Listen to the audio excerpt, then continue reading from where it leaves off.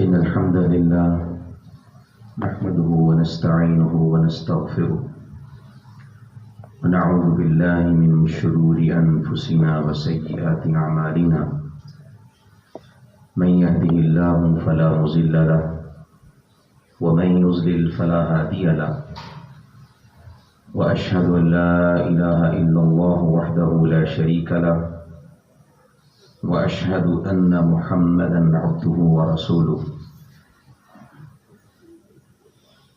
أما بعد فإن خير الحديث كتاب الله وخير الهدي هدي محمد صلى الله عليه وسلم وشر الأمور محدثاتها وكل محدثة بدعة وكل بدعة ضلالة وكل ضلالة في النار.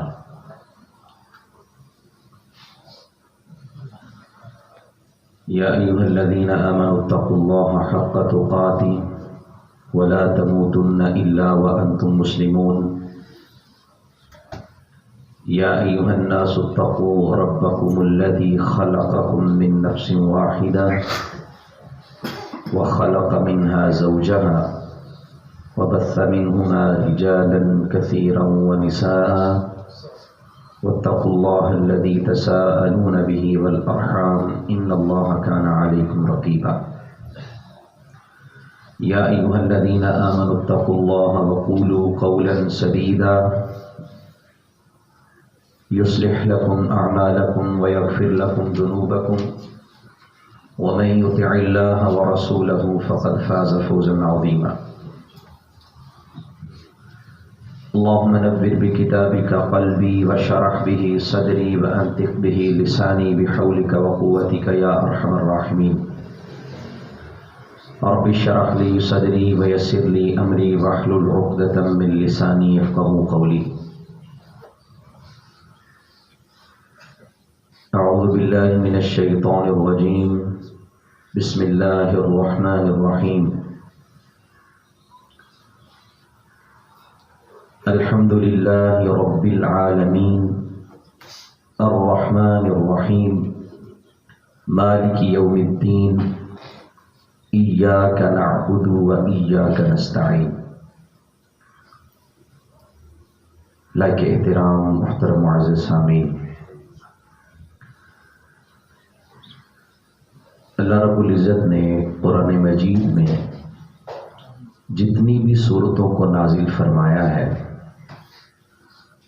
ساری کی ساری سمجھنے کے لائق ہیں، سب کی سب ایسی ہیں جن میں تدبر اور فہم سے بہت کچھ مل سکتا ہے.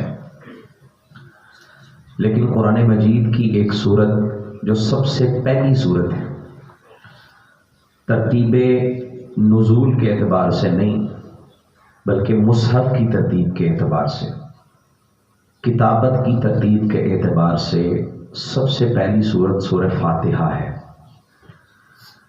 یہ ایسی سورہ مبارکہ ہے جس میں اللہ رب العزت یہ چاہتے ہیں کہ ہم روزانہ کئی بار غور کریں، روزانہ کی بنیاد پہ اس کو سمجھیں، اس کا تکرار ہو، اسے بار بار پڑھا جائے، اس میں غور کیا جائے، اس کے معانی اور مفاہیم کو سمجھا جائے. اس لیے اللہ رب العزت نے سورہ فاتحہ کو نماز کا رکن بنا دیا.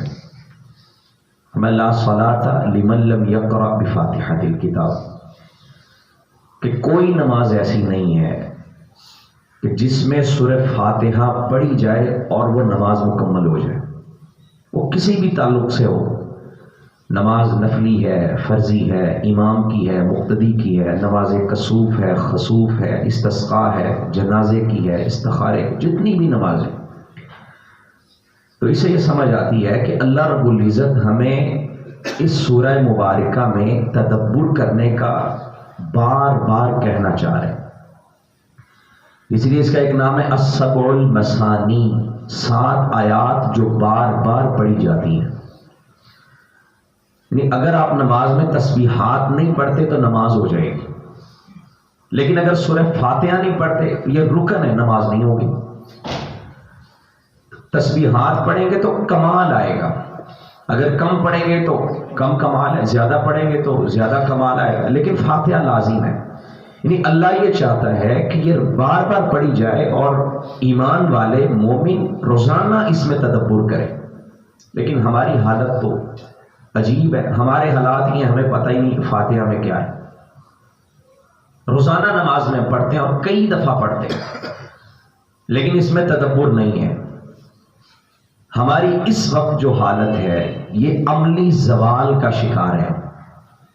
ہم قرآن کے معنی اور مفاہیم میں تدبر نہیں کرتے۔ ہم نے رٹ لیا، فاتحہ سب کو آتی ہے، لیکن اس کے اندر اللہ کیا بیان کرنا چاہ رہا ہے، یعنی اللہ نے بار بار کیوں اس کو رکھا ہے۔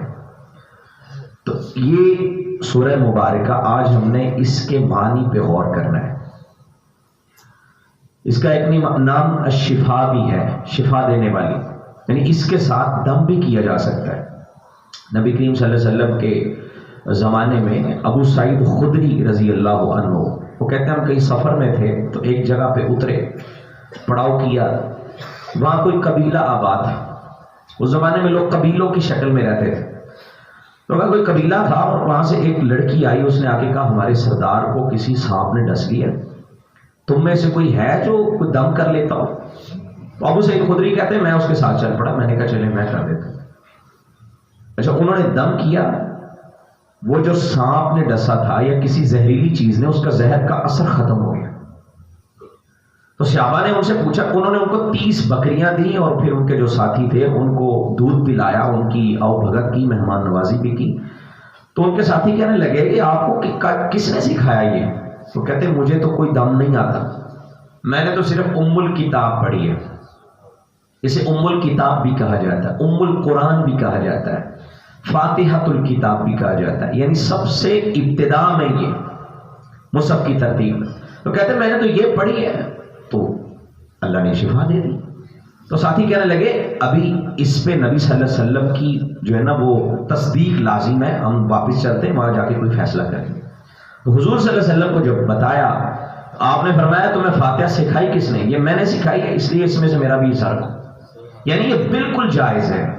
تو یہ سورہ مبارکہ دم کے لیے بڑی بہترین ہے، بلکہ اس کی تیاری میں وہ عبدالسلام بٹوی حافظ رحمۃ اللہ علیہ جو تھوڑی دیر پہلے فوت ہوئے، مرید کے ادارے میں شیخ الحدیث تھے، ان کی میں تفسیر پڑھ رہا تھا، انہوں نے اپنی بہن کا قصہ لکھا ہے۔ وہ کہتے ہیں میری بہن کی ایک ٹانگ جو ہے نا وہ ایک ٹانگ سے معذور تھی، یعنی ایک ٹانگ تو نہیں تھی، اور دوسری ٹانگ جو ہے نا وہ اس پہ بیساکھی کے سہارے وہ چلا کرتی تھی، لیکن دوسری ٹانگ بھی خراب ہو گئی۔ اب ہم بڑے پریشان، اور دوسری ٹانگ ناکارہ ہو گئی، بالکل کسی کام کی نہیں تھی، وہ چارپائی پہ لیٹ گئی۔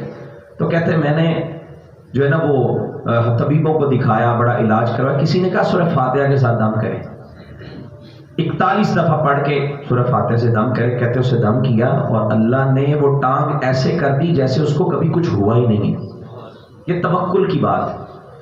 تو یہ فاتحہ سورت بہرحال ہم نے جس کے مضامین پہ غور کرنا ہے، اللہ نے اس کو شفا کا باعث بھی بنایا، اور اس کو اللہ رب العزت نے یہ بھی کہا کہ بار بار پڑھو، تکرار سے پڑھو، اس میں غور کرو۔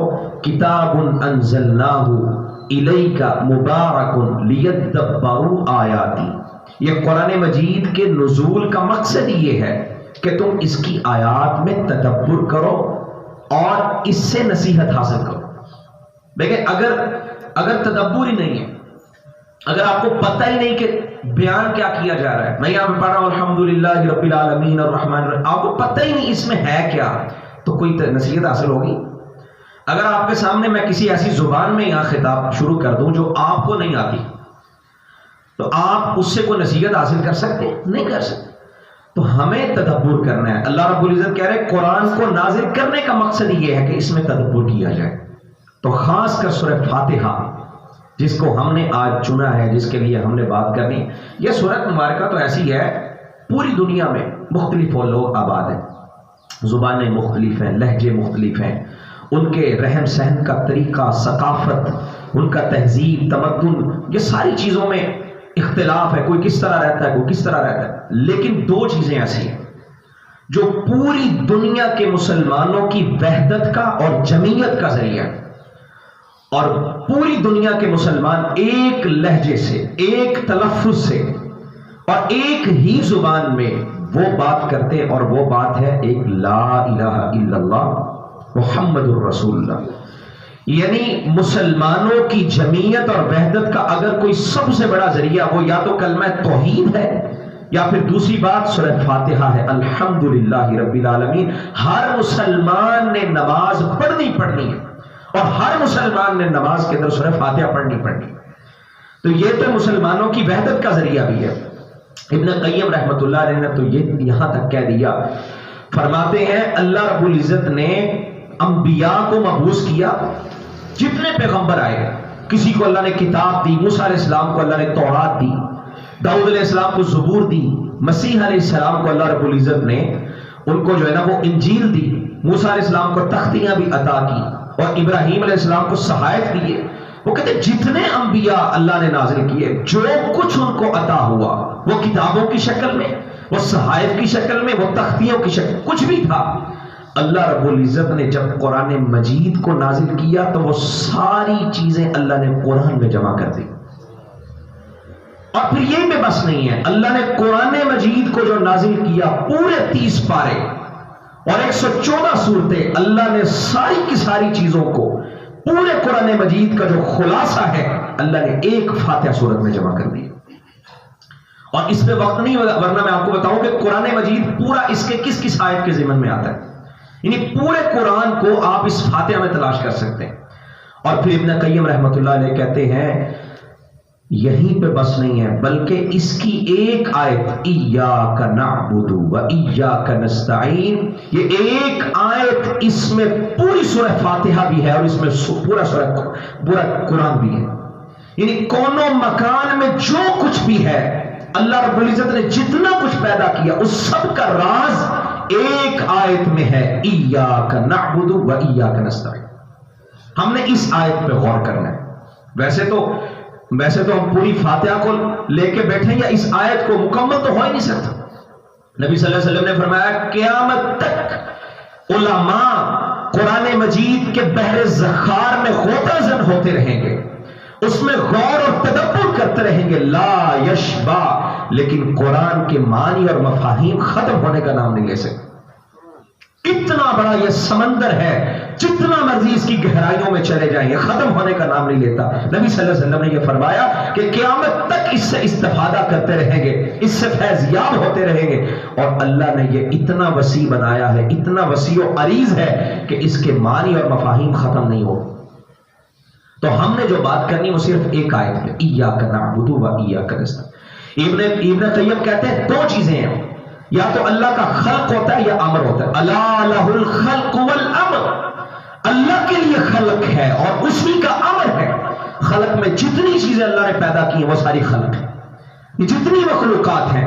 اور پھر اللہ نے کچھ کو اختیار دے دیا، کچھ چیزوں میں جیسے انسان ہے ہمارے پاس اختیار ہے، اور کچھ کو اللہ نے پابند کر دیا. یہ امر ہے، اللہ کا امر بھی اس آیت میں ہے، اللہ کا خلق بھی اس آیت میں ہے، ایاک نعبد و ایاک نستعین. اس ایک آیت میں اللہ نے 3 چیزوں کو بیان کیا. ہم تینوں چیزوں کو جو ہے نا وہ باری باری سمجھتے ہیں. ایک سب سے پہلی چیز ہے عبادت، ایاک نعبد، ہم عبادت کرتے ہیں تیری. اور دوسری استعانت، مدد طلب کرنا. اور تیسری بات اس میں اللہ نے توحید کو بیان کیا. تو ایک بات کہاں پہ، ایاک و ایاک، یہ جو 2 لفظ ہیں ان میں اللہ نے توحید کو بیان، صرف تیری ہی عبادت کرتے. تو سب سے پہلی چیز اس میں اللہ نے جو بیان کی ہے وہ ہے عبادت. تو ہم اس پہ غور کرتے ہیں عبادت کیا ہے، عبادت کے درجات کیا ہیں. ہم نے اس پہ آج کی گفتگو کرنی ہے. اگر وقت ہوا تو پھر ہم اگلی بات استعانت پہ جائیں گے، ورنہ اس کو انشاءاللہ آئندہ ہم جو ہے نا اس پہ بات کریں گے. عبادت کیا ہے؟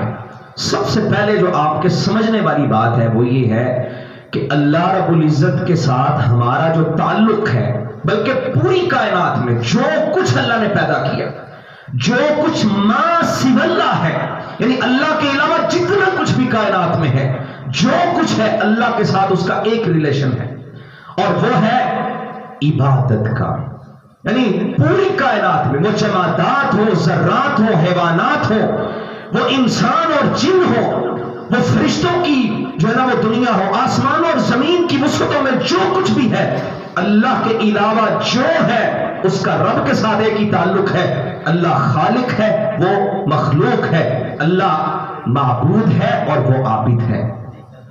یہ بات ذہن میں شعور کی حد تک ہمیں یاد رکھنے کی ضرورت ہے کہ ہمارا اللہ کے ساتھ، پوری کائنات کا اللہ کے ساتھ ایک ہی تعلق ہے۔ اللہ کے سوا جو کچھ بھی ہے وہ اللہ کا عابد ہے، اللہ معبود ہے۔ یعنی ہمارا اللہ کے ساتھ ایک ہی تعلق ہے کہ ہم رب کے عابد اور وہ معبود۔ اللہ رب العزت نے قرآن مجید میں یہ چیز بیان فرمائی ہے۔ اللہ رب العزت نے کیا فرمایا؟ فرمایا الم تر ان اللہ یسجد له من فی السماوات ومن فی الارض والشمس والقمر والنجوم والجبال والشجر والدواب، جتنا کچھ آسمان میں ہے، جو کچھ زمین میں ہے، یعنی آسمان اور زمین میں جتنی بھی مخلوقات ہے، ساری کی ساری اللہ کے سامنے سجدہ ریز ہے۔ یعنی کیا تعلق ہے؟ عبادت کا۔ یعنی جتنی بھی مخلوقات ہیں ان کا رب کے ساتھ ایک ہی تعلق ہے، ایک ہی ریلیشن شپ ہے، اور وہ عبادت کا تعلق ہے۔ پھر آگے اللہ نے وضاحت بھی کر دی کہ کون کون سی چیزیں، اس میں اللہ نے نام لے دیے کہ سورج ہے، چاند ہے، ستارے ہیں، اور اس میں جانور ہیں۔ اور پھر اللہ رب العزت نے فرمایا وَهُوَ الَّذِي فِي السَّمَاءِ إِلَٰهٌ وَفِي الْأَرْضِ إِلَٰهٌ، آسمان میں بھی ایک الہ ہے اور زمین میں بھی ایک الہ ہے، اور وہ صرف ایک ذات ہے، وہ اللہ کی ذات ہے۔ ما سوى اللہ، جتنا کچھ کائنات میں موجود ہے اس کا ایک رشتہ ہے اللہ کے ساتھ، اور وہ معبود اور عابد کا رشتہ ہے۔ یہ بات یاد رکھنے کی۔ ہم کون ہیں؟ ہم عابد ہیں۔ ہمیں اللہ نے پیدا کیوں کیا؟ عبادت کے لیے کیا۔ وما خلقت الجن والانس الا لیعبدون، اور ہم نے جانا کہاں پہ ہے؟ ہم عبادت کیوں کرتے ہیں؟ کیونکہ ہم عبادت کا نتیجہ پا کے جنت میں چلے جائیں۔ یعنی عبادت ہی ہے سب کچھ۔ اللہ نے کہا تمہارا مقصد یہ ہے کہ میں نے تمہیں عبادت کے لیے پیدا کیا۔ آگے چل کے میں یہ بات کرتا ہوں کہ عبادت ہماری زندگی میں کتنی اہم ہے، اور یہ کیسے ہم اپنی زندگی کو عبادت والا بنا سکتے ہیں۔ تو اللہ رب العزت نے عبد کا لفظ بولا کہ جو کچھ آسمان اور زمین، بلکہ قرآن مجید میں اللہ نے ایسے لوگ جو اللہ کو فرشتوں کو اللہ کی بیٹیاں کہتے ہیں، اللہ نے ان کا بھی ذکر فرمایا تو کہا آت الرحمن عبدا، یہ جب رب کے سامنے آئیں گے سارے عبد بن کے آئیں، یعنی یہ بھی عبد ہیں۔ اور ایسے لوگ جنہوں نے اپنی جانوں پہ ظلم کر لیا، جنہوں نے گناہ کر لیے، جو سرکشی پہ اتر آئے، قل یا عبادی الذین اسرفوا علی انفسہم، اللہ کہتا ہے جنہوں نے اپنی جانوں پہ ظلم کیا ہے، گناہ کر لیے ہیں، اللہ کہتا ہے یہ بھی میرے عبد ہیں۔ عباد کا لفظ اللہ نے یہاں پہ بولا۔ اچھا یہ کیوں بولا ہے؟ ایک بندہ سرکشی کر رہا ہے، وہ کفر پہ اترا ہوا، لیکن اللہ کہتا ہے یہ بھی میرا عبد ہے، یعنی میرے تابع ہے یہ بھی۔ اگر کوئی شخص کہے نہیں میں رب کے تابع نہیں ہوں، میں اپنی مرضی کی زندگی بسر کرتا ہوں، تو ہماری زندگی کا تقریباً 90 سے زیادہ % گوشے ایسے ہیں جن پہ اللہ کی قدرت ہے، اللہ کا قبضہ ہے۔ بیماری کوئی کسی کی قدرت نہیں، صحت پہ کسی کا اختیار نہیں، موت اور زندگی پہ کسی کا اختیار نہیں، یہ تو اللہ کا اختیار ہے۔ کوئی اپنی مرضی سے رزق حاصل نہیں کر سکتا، اللہ نے جو طے کر دیا وہی ملے گا۔ یعنی رزق ہے، موت ہے، زندگی ہے، صحت ہے، بیماری ہے، جو کچھ بھی ہمارے اعضاء ہیں، یہ سارا کچھ اللہ کے تابع ہے۔ تو اس لیے اللہ کہتا ہے چاہے کوئی کفر میں بھی چلا جائے، ہے وہ میرا عبد، میرے تابع ہی ہے۔ یعنی ایک ہی ریلیشن شپ ہے، وہ ایک ہی رشتہ ہے۔ بات کرنے کا مقصد یہ ہے کہ ہم اللہ کی مخلوق ہیں، اللہ ہمارا خالق ہے، ہم عابد ہیں اور اللہ معبود ہے۔ سب سے پہلی بات یہ آپ نے یاد رکھنی۔ اور دوسری چیز، عبادت کے درجات کیا ہے، یا عبادت کہتے ہیں کسے، بلکہ اس بات کو پہلے سمجھ لیجیے عبادت ہوتی کیا ہے۔ ہمارے ہاں اس بارے میں بھی جو ہے نا وہ افراد و تفریق پائی جاتی۔ عبادت ہمارے یہاں کچھ لوگ کہتے ہیں نہیں بس نیت اچھی ہو تو عبادت بن جائے گی، قطعاً ایسا نہیں ہے۔ کیا آپ کے میری نیت اچھی ہے اور میں کوئی بھی اچھا کام کروں تو عبادت بن جائے گی؟ ایسا نہیں ہے۔ عبادت اس کام کو کہا جائے گا جس کے کرنے کا اللہ نے حکم دیا ہو، جسے اللہ نے ڈیفائن کر دیا، یا نبی صلی اللہ علیہ وسلم نے اس کی وضاحت کر دی، ترغیب دلا دی کسی کام کی، یا کسی چیز کے خیر کو واضح کر دیا۔ جیسے نبی کریم صلی اللہ علیہ وسلم نے فرمایا السائی علی الارملۃ والمسکین، جو کوئی کسی بیوہ کے لیے کوشش کرتا ہے، کسی مسکین کے لیے کوشش کرتا ہے، وہ ایسے ہی ہے کہ جس کی کبھی تہجد کی نماز قضا نہیں ہوئی اور جو جہاد کے میدان میں نکلا ہوا، یہ اسی کی معنی۔ اللہ نے، نبی صلی اللہ علیہ وسلم نے خیر بیان کی، اور اسی طرح کسی چیز کے شر کو بیان کر دیا جائے، اس سے بچنا بھی عبادت ہے۔ یعنی جس کا حکم دیا وہ بھی عبادت ہے، جس کے کرنے کا، اور کسی چیز کی ترغیب دلائی کہ یہ کام کر لو، اچھا کام ہے، اس کا کرنا بھی عبادت ہے۔ اور کسی چیز کو حرام قرار دے دیا، کسی چیز سے منع کر دیا، کسی چیز کے شر کو واضح کیا کہ یہ اچھا کام نہیں ہے، اس سے بچنا بہتر ہے، اس سے بچ جانا بھی عبادت ہے۔ اس سے کیا پتہ چلتا ہے کہ ہماری پوری زندگی عبادت کے گرد گھومتی ہے۔ اگر ہم حلال کام کر رہے ہیں، اللہ کے احکامات پہ چل رہے ہیں، عبادت کر رہے ہیں، اور اگر ہم حرام سے رک رہے ہیں، اپنے آپ کو حرام کاری سے بچایا ہوا ہے، ہم عبادت کر رہے ہیں۔ یعنی ہماری پوری زندگی کا دار و مدار، اگر وہ ہم زندگی اپنی کو دیکھیں تو وہ کہاں پہ گھومتی؟ عبادت کے ارد گرد رہتی ہے۔ ہم عبادت کی حالت میں 24 گھنٹے گزار سکتے ہیں۔ تو اللہ رب العزت نے جس کام کے کرنے کا حکم دیا وہ بھی عبادت، نیت کے ساتھ اس کا تعلق نہیں۔ ہاں، نیت سے بہتری آتی ہے۔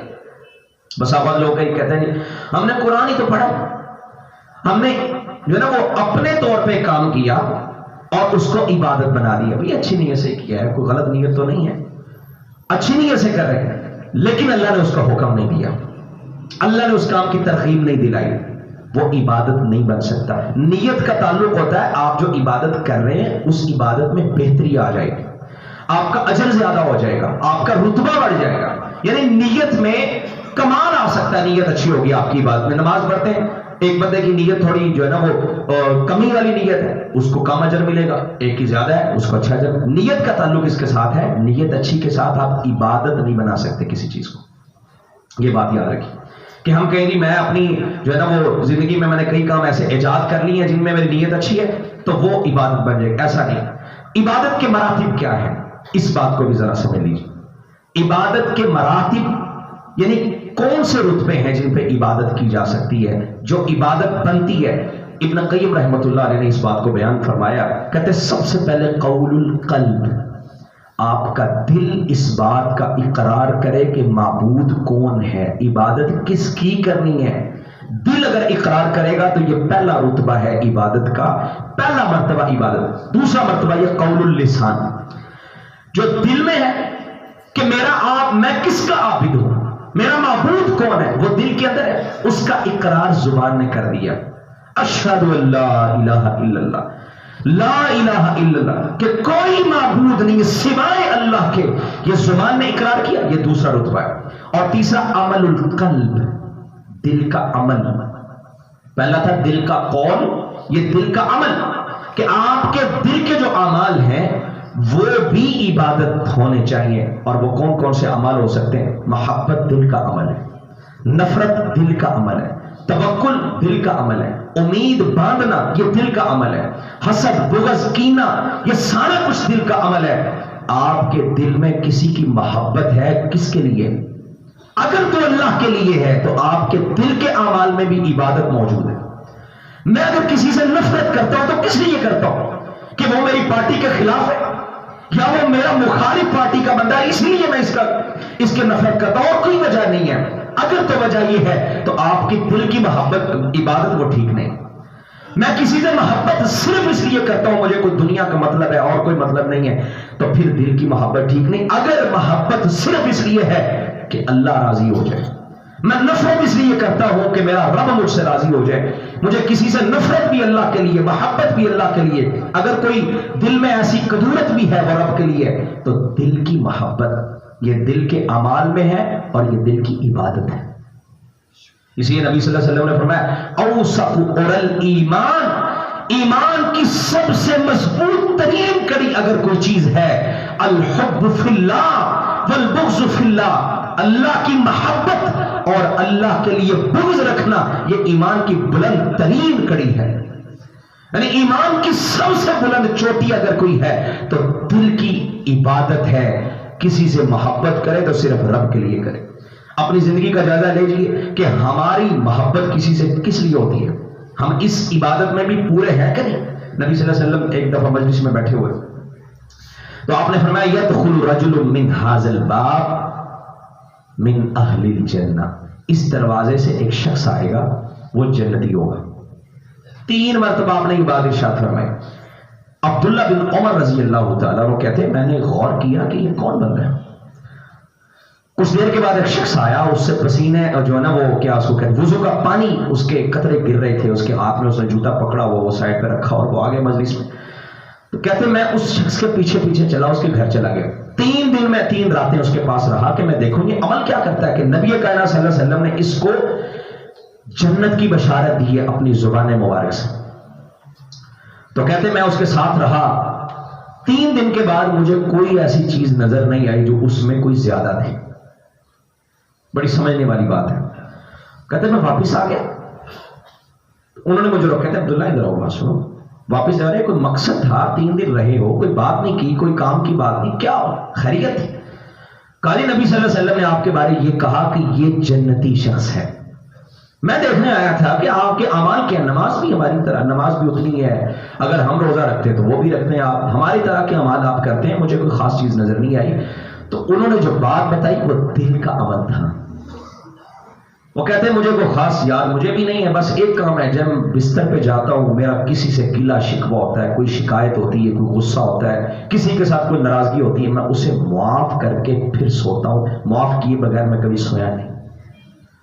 یہی ایک عمل ہے جس کی وجہ سے اللہ نے دنیا میں جنت کی بشارت دی، اور یہ عمل کس کا؟ دل کا عمل ہے۔ یہ معاف کرنا، کسی سے محبت رکھنا، کسی پہ آپ کو غصہ ہے، کسی کے ساتھ گلے شکوے ہیں، یہ دل کا عمل ہے۔ وہ کہتے ہیں شاید اس دل کے عمل کی وجہ سے اللہ نے مجھے جنتی قرار دیا۔ تو اس بات کرنے کا مقصد یہ ہے، دیکھیں ہماری کسی سے نفرت کس بنیاد پہ ہوتی ہے، کسی سے محبت کس بنیاد پہ ہوتی ہے، ہمارا کسی پہ توکل کتنا ہے، رب پہ توکل کتنا ہے، کہ اللہ پہ توکل ہے یا کسی اسباب کی دنیا پہ توکل ہے۔ اس میں انشاءاللہ بات کریں گے کہ ہمارا اسباب پہ بس ہوگا توکل ہوتا ہے، بس سبب ہی سب کچھ ہے، رب کے ساتھ ہمارا تعلق کیا ہے، یہ عبادت کے مراتب ہے۔ اور چوتھا مرتبہ عمل البدن، آپ کے بدن کے اعمال، یعنی آپ اپنے اعضاء سے کیا کرتے ہیں، نماز پڑھتے ہیں، روزہ رکھتے ہیں، اور والدین کے ساتھ حسن سلوک ہے، اس طرح کے جتنے بھی کام ہیں یہ بدن کے اعمال ہیں، یہ بھی عبادت ہے۔ اور ایک چیز ہوتی ہے مباح، مباح کہتے ہیں عبادت کے درمیان میں، یعنی وہ اگر مباح اس کو کہا جاتا ہے جس کے کرنے سے نہ گناہ ہے نہ ثواب ہے، لیکن اگر تھوڑا سا گہرائی میں جا کے دیکھیں تو مباح نہیں ہوتا، بلکہ یہ مباح بھی یہ یا تو اوامر میں چلا جاتا ہے یا نواہی میں چلا جاتا ہے، یعنی یا تو اللہ کی منع کردہ چیزوں میں چلا جاتا ہے یا اس کے احکامات میں چلا جاتا ہے۔ مثال کے طور پہ اللہ نے فرمایا کلو واشربوا، کھاؤ اور پیو۔ اب اگر ایک شخص کہے میں کھانا نہیں کھاؤں گا تو یہ نافرمان ہے، کیونکہ کھانا بھی عبادت ہے، رب کا حکم ہے کھاؤ، اگر یہ نہیں کھاتا تو یہ عبادت سے منہ پھیر رہا ہے۔ اور ایک شخص یہ ہے وہ کہتا میں کھاتا ہی اتنا پیٹو بن گیا، نبی صلی اللہ علیہ وسلم نے کہا اللہ کو ایسا بندہ بھی پسند نہیں۔ وہ 3 صحابہ تھے نا، ایک نے کہا میں کھانا ہی نہیں کھاؤں گا، تو اللہ کے رسول نے فرمایا یہ میرا طریقہ نہیں ہے، میں روزہ ہی رکھوں گا ہمیشہ، میں کھانا ہی نہیں کھاؤں۔ آپ نے فرمایا غلط ہے، کھانا کھاؤ، روزہ رکھنا ہے تو طریقے سے رکھو، یعنی کھانا کھانا بھی عبادت بن جاتا ہے آپ کا۔ اور اگر آپ سفر کر رہے ہیں، سفر مباح کام ہے، مطلب اس میں نہ کوئی اجر ہے نہ کوئی جو ہے نا وہ اس میں گناہ ہے، لیکن اگر آپ کی نیت یہ ہے میں سفر کر کے کہیں جا رہا ہوں، وہاں جا کے کوئی دین کی بات سیکھوں گا، وہ سفر بھی آپ کا عبادت بن جائے گا۔ اگر آپ سفر کر رہے ہیں نماز کے لیے، جمعہ پڑھنے کے لیے، عبادت ہے۔ اور اگر وہی سفر کسی غلط کام کے ارادے سے ہو رہا ہے کہ میں ادھر سفر کر کے جاؤں گا، کسی ایسے شخص سے ملوں گا جہاں پہ کوئی جو ہے نا وہ دین کی بات نہیں کرنی بلکہ کوئی نافرمانی کا کام کرنا، وہ سفر حرام ہو جائے گا۔ یعنی ہر چیز یا تو عبادت میں آ جاتی ہے یا پھر قرآن نے اسے دوسری اصطلاح دی ہے، وہ لہو و لعب میں چلی جاتی ہے۔ ہم نے دیکھنا ہے ہماری زندگیاں کہاں پہ ہیں۔ قرآن کہتا ہے اگر تم عبادت میں ہو، عبادت سے نکلو گے تو لہو و لعب میں چلے جاؤ گے۔ وما هذه الحیات الدنیا الا لہو و لعب، یا تو لہو و لعب ہے یا عبادت ہے۔ اگر لہو و لعب سے نکلو گے، کھیل تماشے سے نکلو گے، عبادت میں چلے جاؤ گے۔ اگر عبادت سے نکلو گے تو لہو و لعب میں چلے جاؤ گے۔ ہماری زندگی کھیل تماشے کی زندگی ہے یا عبادت کی زندگی ہے؟ اس بات پہ غور کرنا ہے۔ ہمارا ہر کام عبادت بن سکتا ہے. آپ نے کسی مفلسی کو دور کر دیا، یہ بھی عبادت ہے. آپ نے کسی کو رستہ بتا دیا، یہ بھی عبادت بن جاتا ہے. آپ رستے سے نجاست کو ہٹا دیتے ہیں، کسی تکلیف دہ چیز کو اٹھا دیتے ہیں، یہ بھی عبادت بن جاتا ہے. بلکہ نبی کائنات صلی اللہ علیہ وسلم نے فرمایا وفی بضع احدکم صدقہ، تمہارا اپنی بیوی کے قریب جانا، ہم بستری کرنا بھی اللہ عبادت بنا دیتا ہے. تو صحابہ نے کہا اللہ کے رسول یہ کیسے عبادت ہے؟ تو آپ نے فرمایا اگر اس کو تم غیر شرعی طریقے سے سر انجام دیتے تو گناہ ہوتا؟ جب کہتے ہیں بالکل یہ تو حرام ہے. تو اللہ کے رسول نے فرمایا تم نے وہ جو مقدس رشتہ اللہ نے قائم کیا ہے، وہ جو ایک فطری طریقہ اللہ نے رکھا ہے، رشتہ ازدواج میں تم منسلک ہوئے اور تم نے اسے اچھے طریقے سے سر انجام دیا، تو اللہ اس پہ تمہیں صدقے کا اجر عطا کرتا ہے. یہ بھی عبادت بن جاتا ہے. پوری کی پوری زندگی آپ کی عبادت بن سکتا. آپ رزق کما رہے ہیں، روزی روٹی کر رہے ہیں، اس کا مقصد یہ ہے کہ میں اگر کھاؤں گا نہیں تو عبادت کیسے کروں گا؟ کمانا ہے، اپنی اولاد کو کما کے دینا ہے، اپنے والدین کا میں نے سہارا بننا ہے. کہ سارے کام نیت اگر یہ ہے تو یہ کمانا، دکان پہ بیٹھنا، کاروبار کرنا، لین دین کرنا بھی آپ کا عبادت بن جائے گا. تو یہ ایک بات یاد رکھیے گا، یا تو آپ کی زندگی عبادت والی گزر رہی ہے یا پھر لہو و لعب والی گزر رہی ہے. اگر تو کھیل تماشے کی زندگی ہے تو پھر اللہ رب العزت کہتا ہے ایسے لوگ یہ دنیا چاہنے والے لوگ ہیں جو کھیل تماشے کے رسیا ہو گئے، جنہیں سارا کچھ دنیا ہی لگتا ہے، یہ عبادت میں نہیں ہوتے. اور کچھ ایسے لوگ بھی ہیں جو عبادت میں ہی رہتے 24 گھنٹے. آپ کا سونا بھی عبادت ہے. اگر سوئیں گے نہیں تو آپ اٹھ کے نماز کیسے صحیح طرح سے پڑھ سکیں گے؟ بندہ رات کو سویا عشاء کی نماز پڑھ کے جماعت کے ساتھ، اور اس کی نیت یہ ہے کہ میں نے صبح اٹھ کے فجر کی نماز پڑھنی ہے. نبی صلی اللہ علیہ وسلم نے فرمایا اللہ اسے آدھی رات کے قیام کا ثواب دیتا ہے. اگر فجر